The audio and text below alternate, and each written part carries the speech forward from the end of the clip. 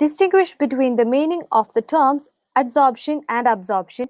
Give one example of each. So, adsorption and absorption are often confusing words in surface chemistry, so it is important to know the difference between them. And we can distinguish between adsorption and absorption by giving examples of each. So, first, let's see what is adsorption.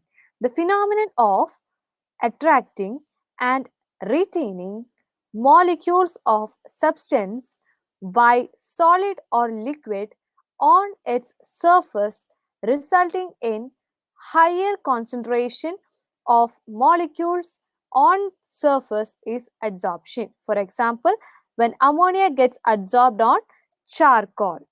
So, in other words, we can simply say that the accumulation of molecular species at the surface rather than in the bulk of a solid or liquid, we call it as adsorption.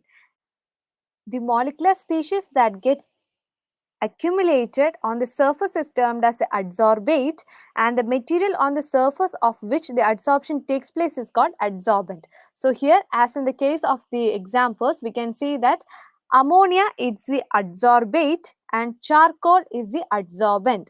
So let's see what is absorption.